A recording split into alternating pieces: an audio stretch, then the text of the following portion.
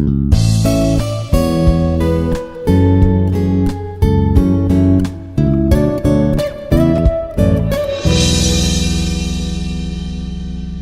Dr. Janardhan Rao from Institute of Aeronautical Engineering College. We are discussing about operating system. Today my topic is paging. Since memory management started, we have discussed so many concepts in this one. So particularly why paging is used in this operating system, in the memory management means. So first of all, as I explained, suppose this is our hard disk, and by default this is a C drive, D drive, like this will be there. So your OS will be permanent residing in the C drive. So this is our RAM. In this RAM, this is our RAM. We call RAM as a main memory also. So because why we call RAM as a main memory? Because whatever program the user is watching, that will be available in the RAM. So we call, without RAM we cannot run the system. So for that reason only we call RAM as a main memory. So in this one, so when you switch on the system, the OS, the Xerox copy will be transferred to OS, RAM. So then this RAM will be checking everything. This OS will check everything of the peripherals of the system. Then finally, once everything is ready, then your screen will be getting icons. That is called booting. So now, suppose you want to, the user wishes to see the 4 GB file in the hard disk, it is the hard disk, and suppose your RAM is only 2 GB RAM is there. So 1 GB occupied by OS, and rest of the available memory is only 1 GB only. So suppose the user want to see 4 GB file, that must be available in the RAM. Whatever the user wishes to see, that must be available in the RAM. So 4 GB file you cannot bring into 1 GB area, 1 GB memory. The 4 GB file is file size is 4 GB. So whereas the available memory is 1 GB. So we cannot accommodate 4 GB file into 1 GB. So in that case, we use this virtual construct, paging. In this paging, what happens? So it will divide this 4 GB file into pages of equal fixed size.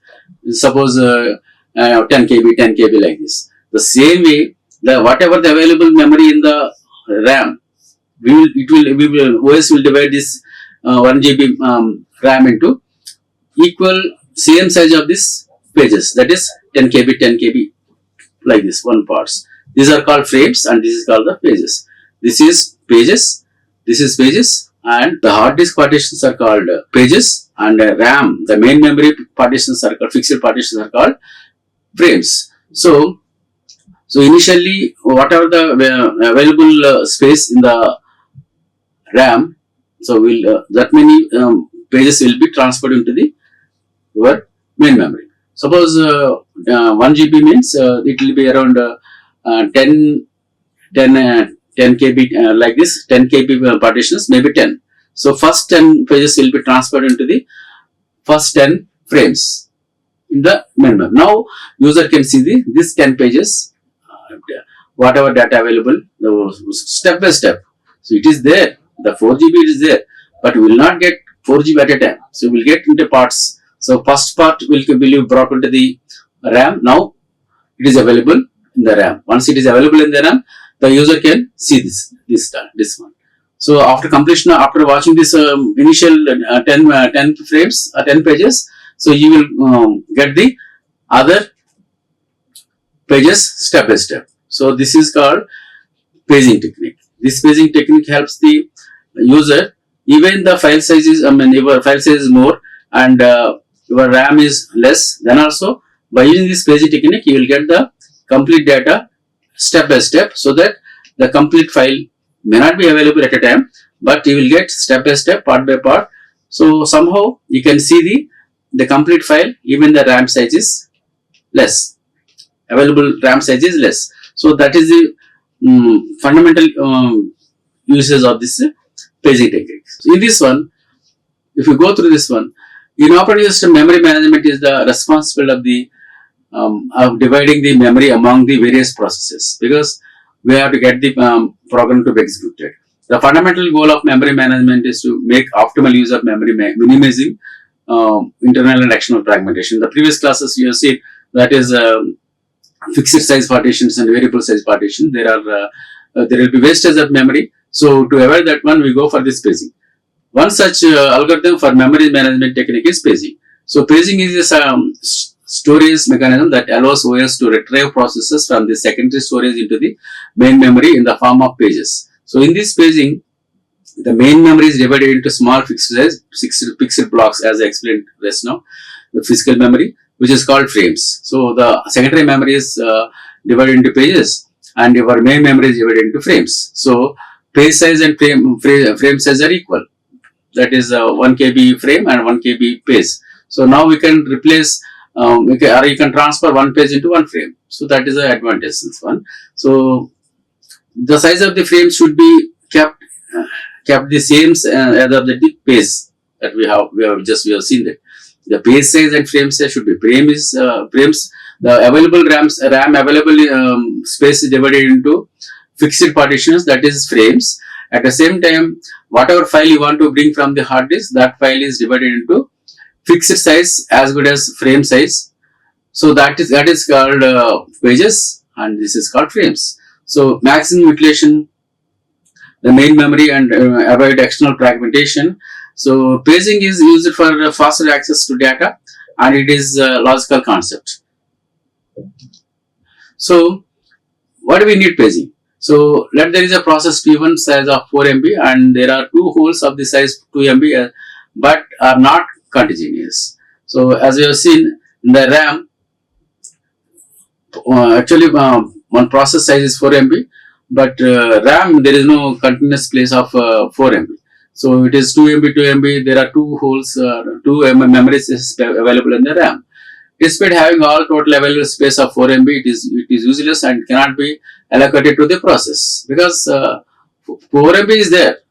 Process size is 4 MB, but it is not available in the continuous. So despite having the total available space equal to 4 MB, it is useless and it cannot be allocated to the process, because the paging helps in allocating memory to process at different locations in the main memory. That is advantage of the paging. So we can avoid the fragmentation, external fragmentation. So it reduces memory wastage and removes external fragmentation. So this is the main advantage of the paging. So if you look at this diagram, see, this is a secondary memory and main memory. Main memory is our RAM, secondary memory is our hard disk. So the frame has the same size that of the page, because this is the this is space and this is space and this is frame. The frame size and page size are equal. The 10 KB means 10 KB. The one frame equal to 10 KB and one page is also 10 KB. So now it is easy to transfer one page into any frame, because since size is same, file size is same, that size of the partition is same, we can transfer one page into the one frame easily. So this is the main advantage of the paging technique. So in this one, so each process is mainly divided into parts, where the size of each part is the same as the page size. So pages of process are brought into the main memory only when there is a requirement, otherwise they are resided in the secondary memory. So just to see. So one page of process is mainly stored in one of the frames of the memory. Also the pages can be stored at different locations of memory, but always the main priority is to be continuous in the frames. Continuous means the space is available. Two frames are continuously, 1 and 2 are free. That is called continuous. So two pages will be transferred into frame 1 and frame 2. So that's what. So even the this is full and this is full and this is free. This place is free. That time also we can use this paging technique, so that even the continuous space is not available, then also we can transfer these pages into the RAM. That is the advantage of the paging technique. So this is our secondary memory. This is our secondary memory, and this is our main memory. So whatever the file available in this secondary memory, that is divided into equal partitions 10 kb, 10 kb like this, and these are also 10 kb. The frames are in the main memory. Each partition is 10 kb size, and at the same time, the pages in the hard disk also, that file is divided into equal partitions, 10 kb, 10 kb. So 10 kb can be transferred into 10 kb easily. So this is the main technique of the paging. This is your hard disk. This is our hard disk, and this is our main memory. So let us see the example. Let us consider the main memory has 16 kb frames, size 1 kb. Therefore, main memory will be divided into the collection of 16 frames, because main memory's RAM is divided into frames. Each frame size is 1 kb each. There are 4 processes in the system, that P1, P2, P3, P4 are 4 kb each. Each process is divided into pages 1 kb each, so that one page can be stored in one frame. One page can be stored in one frame. This is initially all the frames are empty in the RAM and main memory, so that once you transfer this process into the RAM from the hard disk, so it looks like this. So process 1 P1 4 kb, process size is 4 kb. All these 4 P1 is transferred into the first. Now P2 also 4 kb size, 1 kb frame, 1 kb each. So 1 kb frames, 1 kb pages, 1 kb pages are there. The 4 pages will be transferred into the 4 kb frames. So each 1 kb. So this is a procedure, is simple. You can understand, very simple. So now since the frame size and page size is equal, so now we can transfer the pages into the frames, since the size is equal. So now this is C. So first of all, we see the conversion of logical address into physical address. The CPU always generates a logical address, but the physical address is needed to access the main memory. So the logical address generated by the CPU has 2 parts. One is page number, another one is page offset. What is this page number? It is the number of bits required to represent the pages in the logical address space. It is used as index in the page table that contains the page address of a page in the physical memory. So physical address is where actually our data is saved. That is a physical address, and logical address is given by the CPU. And then that address, what is available in the program counter, that is address. That address will be given to the memory management unit to generate the physical address, so that physically where the exact data is, physical location, that will be calculated by using this one. What is the page offset address? In that particular page, where the instruction available, what is the location of that address, where the location of that data or that word in that particular page, that is called offset, page offset. It denotes the page size of the number of bits required to represent a word on a page. It is combined with the page number to get the physical address. Page number determines which page of the process the CPU wishes to read data from. The page offset defines which word on the page the CPU wants to read. So conversion of logical address into physical address, the CPU always generates a logical address, but the physical address is needed to access the main memory. The physical address consists of 2 parts. One is the frame number and frame offset. So it is the number of bits required to represent the frame in the physical address space. It is the location of the required page inside the main memory. So it is the page size of the number of bits. So actually from the base address, what is the location of the actually executing instruction available. So it is called offset address. So memory management is the main unit. This purpose of memory management unit is to convert the logical address into physical address. The logical address is the address generated by the CPU for every page, while the physical address is the actual address of the frame where each page will be stored. So when a page is to be accessed by the CPU by using this logical address, the operating system needs to obtain the physical address to access the physical page physically. So the logical address has 2 parts. One is page number and offset number. Memory management unit has of the OS needs to convert the page number to the frame number. So if you look at this one, there is a page table. One page table you will maintain whenever you transfer the pages into the data from the hard disk to the your main memory. So one page table is maintained. Which page is transferred to which frame? Frame is your main memory and the page is your hard disk. So which page is transferred to which frame? Which frame in the sense? The frames will be available in the main memory. The page table contains the base address of each page inside the physical memory. It is then combined with the page offset to get the actual address of the required data in the main memory. The page number is used as the index of the page table, which contains the base address, which is the frame number. So the page number is used as index. The page offset is then used to retrieve the required data from the main memory. So if you look at this structure, hardware implementation of the page table, because there must be something to support this page table. That is your hardware. The dedicated registers help in hardware implementation of the page table, but this is satisfactory until the page table is small. For large page tables, we use translation look beside a buffer, aside buffer. It is a small and fast look of cache memory. So features of TLB, translation look aside buffer. It is associative and has high speed memory. Each of the entries is divided into parts on its tag and value. So when this memory is used, then an item is combined with these tags simultaneously. If it is then is found, the corresponding value is returned. Otherwise, it will go to hard disk to get it. So this is the physical address consists of two parts, one page offset, and because hard disk, it is the hard disk, the frame number F.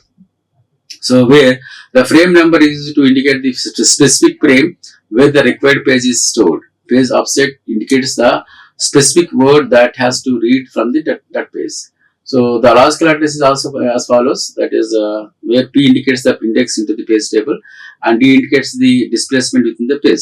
So this is page number and page offset. So we'll look. This is a diagram for the page table. So in this one, the CPU generates the logical address. That is our page number and offset. So page table base address, PTBR, and scaling. And this is the desired frames, and this is our actual physical frames. The page table we indicate which page is available where. So this is getting actual frame address here. This is the actual frame address and this frame number, and offset is same in the both cases. So the physical address will be generated by using this logical address. So this is a desired page, and this frame will give the base address of the page in the actual. This is the base address. This is the base addresses and which phase located in the which frame. So that will which is generated by the page number by the CPU. That is our logical address that will be calculated by the memory management unit, and it will get the data from there. And actually, this is our page table. To memory management will convert your we create the page table, and from this page table only it will calculate the physical address and will get the data from the physical address. So advantage of the paging, easy to use memory management algorithm, no need to external fragmentation. Swapping is easy between equal sized pages and page frames. And there are some disadvantages also. Many cause internal fragmentation. May cause. So page tables consume additional memory. So multi-level paging may lead to memory of reference overhead. So we'll see this segmentation in the next session. Like, share and subscribe. Hit the bell icon for more updates.